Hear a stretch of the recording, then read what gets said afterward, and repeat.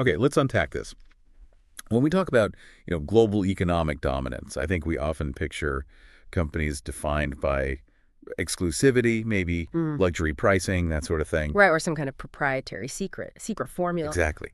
But the sources we've gathered today, they paint a radically different picture of Amazon. Yeah. Here's a giant whose market power is built not on premium margins, but on the exact opposite. The exact opposite. Relentlessly low prices, unprecedented speed, and the kind of convenience that, well, it makes walking into a physical store seem like a huge effort. Right. And Amazon is so much more than an online bookstore now. It's a colossal infrastructure company. I mean, it operates across e-commerce, cloud computing with AWS, AI. And one of the world's most complex logistics networks. Absolutely. But the foundation, the core strategy that let them get to this incredible scale, it's surprisingly simple to state, but just brutally hard to execute.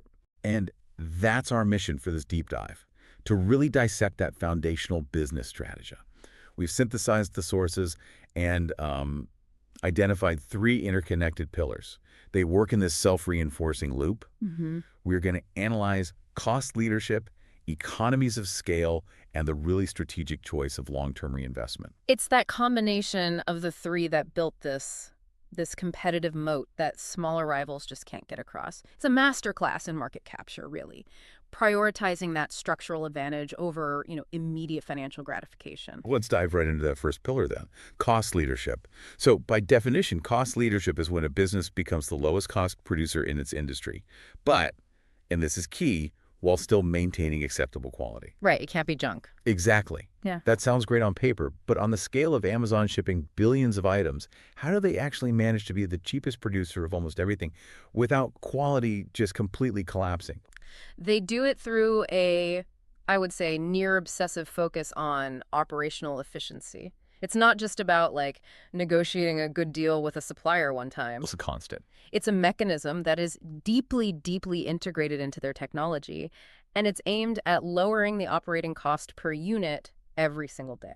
Think of it like marginal gains, but applied at a global scale. Can you give us a concrete example of that, of a marginal gain? Sure. A huge one is the massive integration of automation and data-driven logistics.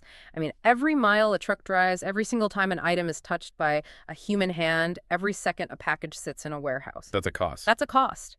Amazon uses predictive modeling and AI to optimize how they load trucks, to forecast regional demand so they can position inventory closer to you. Right, before I even know I want it. Exactly. And to minimize the physical handling of products using robotics in their sortation centers. This deep integration is why they can handle something like Prime Day without the costs just skyrocketing. So the cost savings aren't necessarily from, say, cheaper materials for the products. It's from shaving operational expenses down to the cent, making the entire machine run smoother and faster than anyone else. You've got it. And the competitive result is so powerful, those structural cost savings, they're immediately passed on to you, the customer, as lower prices. Which creates extreme price competitiveness. It does. So if a small rival tries to enter the market selling the same widget, they can't price it profitably.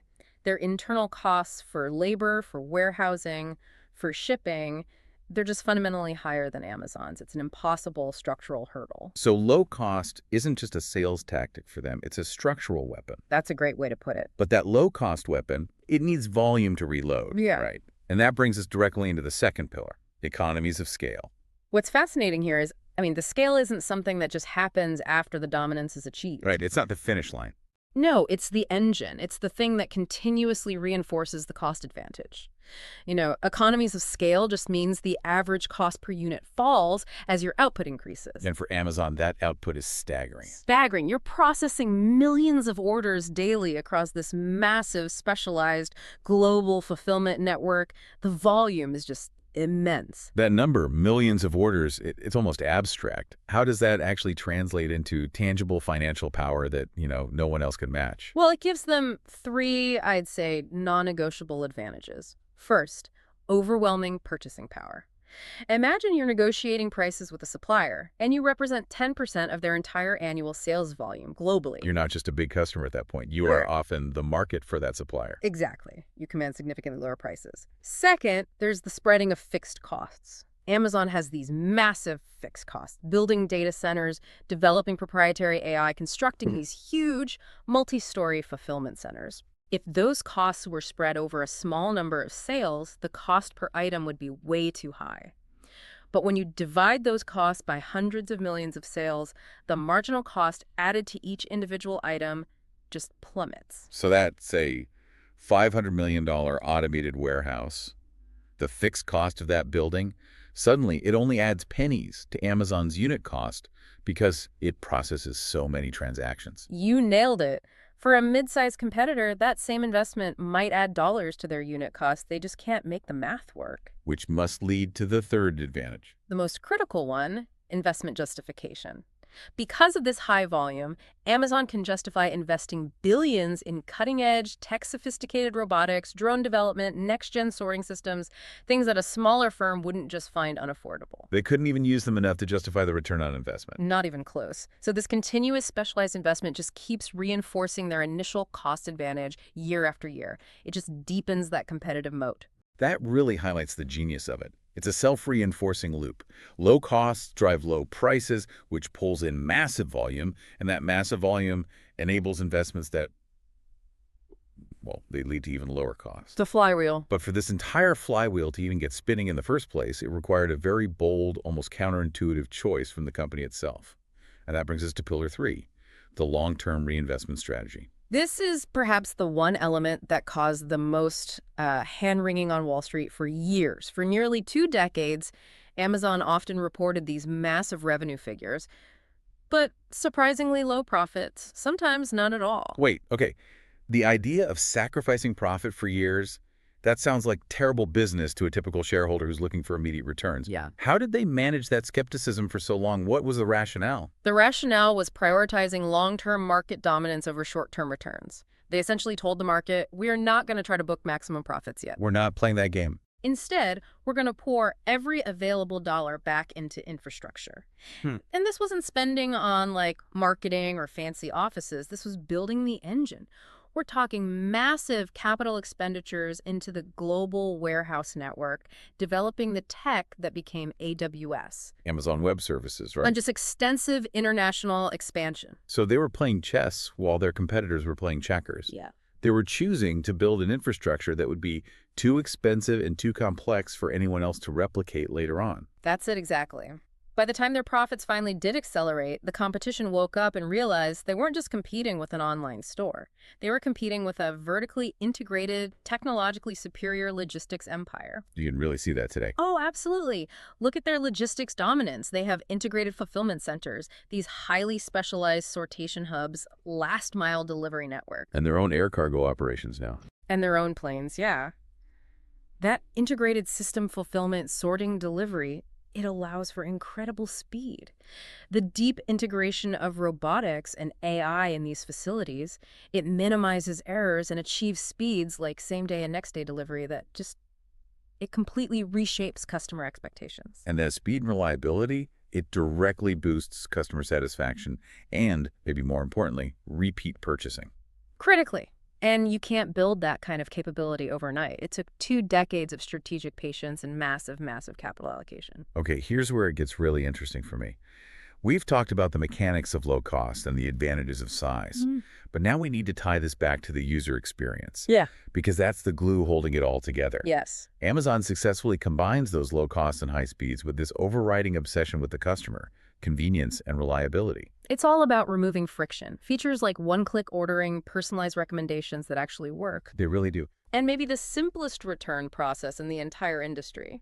It all just reduces the mental and physical effort required for you, the consumer, to spend money.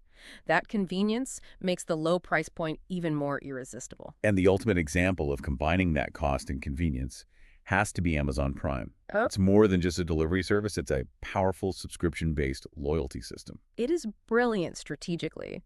By paying an annual fee, customers get access to fast, reliable delivery, streaming services, other exclusive offers.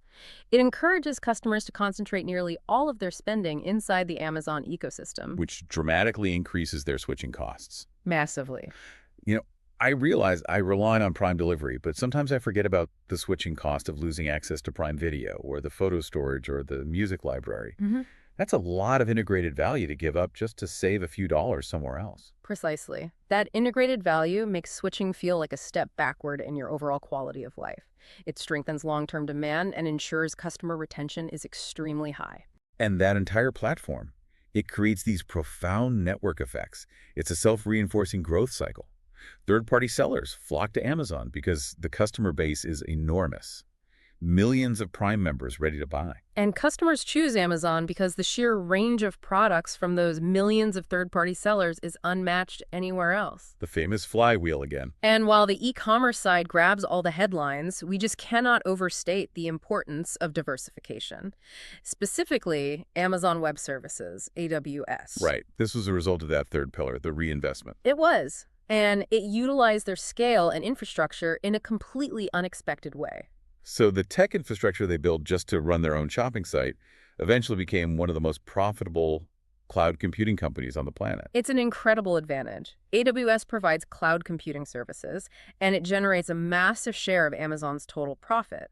It often subsidizes the very thin margins of the retail side. So it stabilizes the whole company. It stabilizes their long-term financial performance and reduces their dependence on the, highly competitive e-commerce market.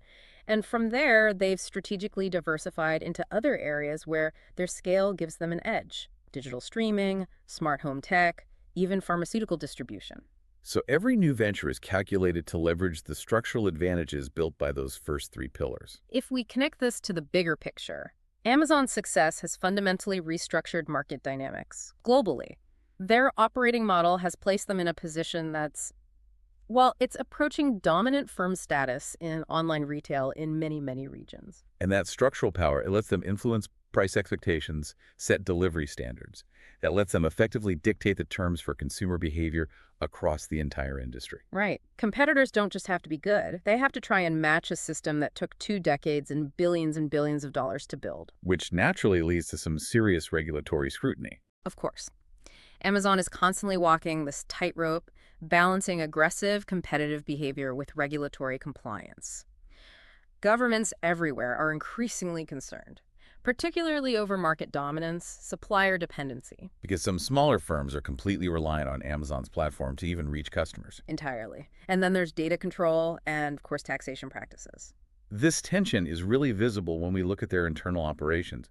The relentless pursuit of that intense operational efficiency, the automation, the very high productivity targets in the warehouses.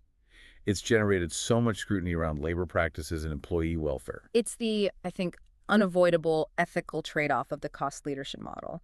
To maintain the lowest possible price and the fastest possible speed for the customer, the system has to demand maximum output from its workforce and its technology.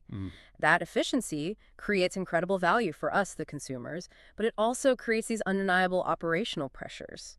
And that leads to these wider debates about the balance between efficiency and, stakeholder responsibility. And from a risk standpoint, while they do face rising costs, wages, fuel, compliance, their massive scale and their tech allows them to adapt so rapidly to these threats.